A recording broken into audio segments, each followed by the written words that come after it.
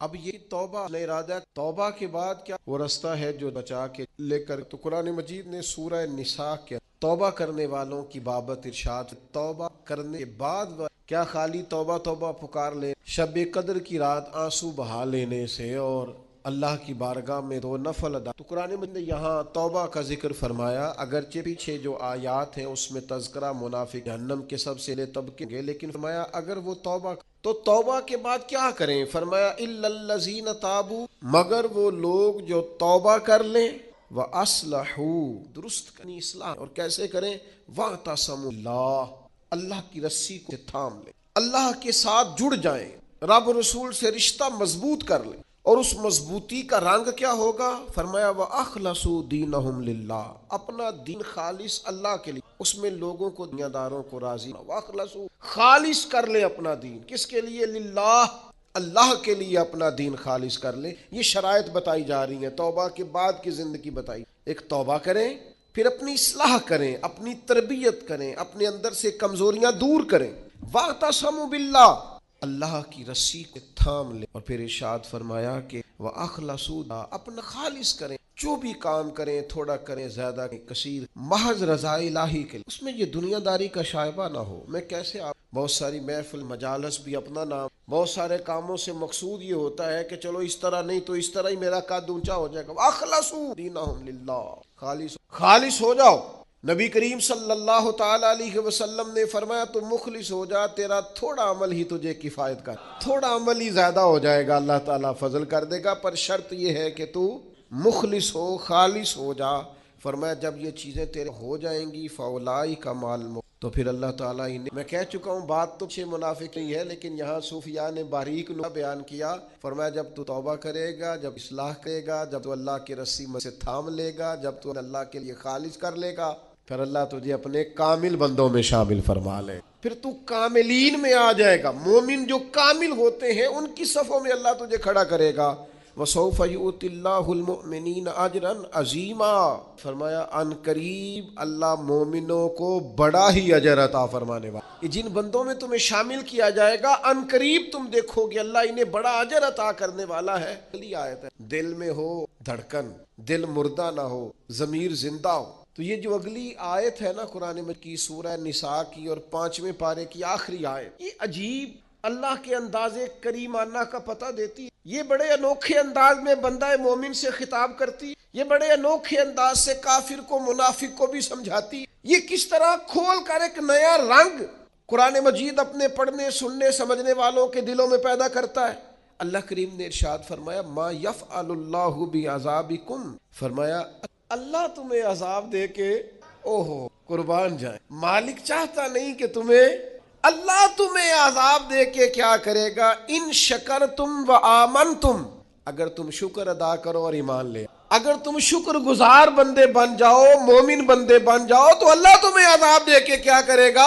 رب تمہیں عذاب دینا چاہتا نہیں ہے، وہ کرم کرنا چاہتا ہے، وہ عطائیں کرنا چاہتا ہے۔ دو ہی مطالبے ہیں، ایک یہ کہ اس کے شکر گزار بنو، اور ایک یہ کہ مومن کامل بنو، کامل ایمان ہو اور مزاج شکر والا ہو، تو رب کہتا ہے او اللہ تمہیں عذاب دے کے کیا کرے، اس کی رضا نہیں ہے کہ تم چھلانگے لگاتے ہو عذاب کے، پوچھ لے ویسے اللہ کی رضا پہ راضی؟ جہاں مالک نے رکھا ہوا ہے وہاں لوگ خوش ہیں، ہمارے مزاجوں سے تو حل میں مزید کی طلب ہی نہیں جاتی، یہ کوئی نہیں، وہ کوئی نہیں، یہاں پریشانی، وہاں دکھ، یہاں آزمائش، ہر وقت کے شکوے، ہر وقت کی پریشانیاں، ہر وقت کی آزمائشیں ہم نے اوڑھ رکھی، مایا شکر کا پہل۔ اور یہاں علماء نے لکھا ہے کامل مومن بھی وہی ہوتا ہے جو رب کا شکر گزار ہوتا ہے، جس کے مزاج میں شکر کوئی نہیں، نہ ایمان کو خاص لذت بھی نصیب نہیں ہوتی۔ اور آگے پتہ کیا ہے؟ وہ تمہیں عذاب دے کے کیا کرے؟ وَقَانَ اللَّهُ شَاکِرًا، اللہ تو قدر کر، اللہ تو قدردان ہے،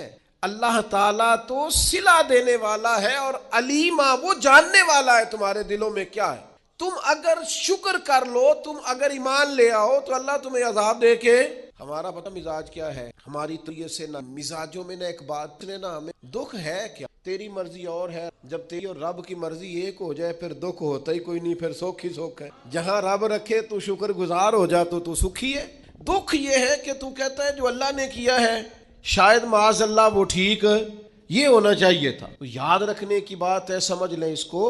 توبہ کے بعد جو اپنی زندگی ہے اس کو کس طرح گزارنا ہے اسے سمجھیں. آ گئی شب برات, ساری رات روئیں گے, پھر کیا بدل جائیں گے؟ پھر سویرے جھوٹ ختم ہوگا, لاکھوں جو اکٹھے ہو کے ایک جگہ پہ توبہ کریں گے تو کیا پھر ملاوٹیں ختم ہو جائیں گی, رشوتیں ختم ہو جائیں گی, بددیانتیاں ختم ہو جائیں گی, ماں باپ کی نافرمانیاں ختم ہو جائیں گی؟ کیا معنی ہے رونے کا؟ معنی کیا؟ او بھائی, مزاج کو سمجھے, دین کی حقیقت کو سمجھے. توبہ جب آپ کریں گے تو اس کی ضروریات کیا ہے؟ سب سے نبی اکرم صلی اللہ تعالی علیہ وسلم ارشاد دیگر کو شرم غلطی کر کے احساس کا نام, جن لوگوں میں یاد تو آپ میں جب ندامت ہی نہیں پیدا ہو رہی, آپ گناہ کو گناہ ہی تسلیم نہیں کر رہے, اپنی غلطی نہیں مان رہے, تو توبہ کاہے کی؟ تو توبہ کرنے سے پہلے احساس پیدا کرنا, ندامت پیدا کرنا, شرمندگی دل میں پیدا ہونا, یہ تو پہلی سیڑھی ہے. اور اگر یہ سیڑھی حاصل نہیں ہے تو پھر توبہ انسان کو میسر آ سکتی. حضرت عمر فاروق رضی اللہ تعالیٰ عنہ ارشاد, کثرت مزاج کے نرم ہوتے. کیوں؟ کہ ان کے اندر احساس ہوتا ہے ہم سے غلطی ہو گئی, انہیں خیال آتا ہے آج سب سے بڑا مومن. پھر کیا ہو گیا؟ ہو جاتا ہے انسان نہیں, مومن ڈرتا ہے, احساس سے ندامت ہر وقت اسے بے چین رکھتا ہے. اللہ کے بندے ہمیشہ ندامت کے ساتھ رہتے ہیں. احساس تو پیدا, طبیعت تو ہو یار کہ مجھ سے غلطی. سیدہ عائشہ اعتراف گناہ کر کے معافی مانگتا ہے, تاب اللہ اس کی توبہ کو قبول فرما لیتا ہے. اعتراف ہی ماننے کو تیار نہیں, اصلاح کا ارادہ تو کرے کہ آج کے بعد دوبارہ توبہ. تو عمرہ بھی بہت کثرت کیا, وہاں جا کے بڑی معافیاں, جس غلطی توبہ کی تھی اس کی اصلاح ہی نہیں, اپنے آپ کو. تو وہ طالب علم کہتا ہے کہ استاد جی آئندہ چھٹی نہیں کروں گا, آئندہ چھٹی مجھے معاف کر دیں, میں آئندہ غیر حاضری. یہ کیا ہے؟ اگر وہ کہیں کہ جناب آپ معاف بھی کر دیں, اگلے ہفتے کہیں گے تو فارغ ہے, وہ یقین دلاتا ہے, پھر اپنی اماں سے سفارش کراتا ہے, ابا جی کا فون کراتا ہے, گھر سے وہ کسی سفارشی کو لاتا ہے, کہتا ہے جناب یہ مہربانی کریں, یہ میں آئندہ چھٹی, غلطی ہو گئی, بھول گیا تھا. وہ بار بار کہتا ہے جی آج کے بعد ہوا تو جو مرضی کر لیجئے گا, آج کے بعد اگر غلطی ہوئی تو پھر آپ جو مرضی فیصلہ کیجئے گا. یہ غلطی آئندہ نہ کرنے کا ارادہ توبہ ہے. لیکن ساری رات سویرے ہی دکان کو توبہ کر. مصری رحمت اللہ تعالی علیہ نہیں تھا, گناہ چھوڑنے کا ارادہ ہی نہیں, باز آنے کا پروگرام ہی نہیں, اس کا استغفار, اس کی توبہ, یہ جملے تھے, یہ لفظ تھے, یہ زبان کی ادائیگی, قلب اور روح کے ساتھ اس نے توبہ نہیں کی. میرے بھائیو, وقت میسر کی نافرمانی پر کمر بستہ ہو گیا, شرط ارادہ کیا, پھر سخت خیال آ جاتا. تو جب تک فیت پہ پختہ ارادہ گناہ ہٹائی, ان اللہ جو کہے گا استقامت, ہم نے استقامت اختیار کرے, ڈٹنا ہے, تھوڑا ارادہ کرنا ہے کہ یار نہیں, اب میرا ارادہ بدل گیا, اب میں نے یہ کام سنا رہا تھا. دعا کر اللہ ہم سب کو. اب لوگوں نے بغلوں میں, میری بغل میں فتویٰ ہے تو یہ آپ پڑھ لیں, فتویٰ مل گیا, مطمئن کرنے. تو یہ جو مطمئن نہیں ہے نا, اس کا مطلب ہے کہ بات کے اندر شک ہے, اس گالے چ رولا ہے, رولے والی گل چنگی. تو میں کیا فتویٰ دوبارہ لپیٹ کے جیب چ پا, تو دا سیونگ اکاؤنٹ ٹھیک ہوندا ہے جی, سمجھ نہ. میں کہا بس ٹھیک ہے, تینوں پھر سمجھ آ گئی. جیڑی سمجھ نہیں نہ آئی ہے, دا مطلب ہے سمجھ آ گئی. یہ سمجھ لے, آپ چھوڑیں, میں کسی کا نام نہیں لیتا, کوئی بات نہیں کرتا. میں آپ کو بخاری کی حدیث سناتا ہوں. نبی پاک علیہ السلام نے فرمایا, ایک حلال ہے وہ بھی واضح, ایک حرام ہے وہ بھی واضح ہے, ایک میں شک ہے کہ پتہ نہیں حلال ہے کہ پتہ نہیں حرام ہے. محبوب نے فرمایا تم نے شک والی چیز سے بھی بچنا ہے, شک سے بھی تم نے بچنا ہے.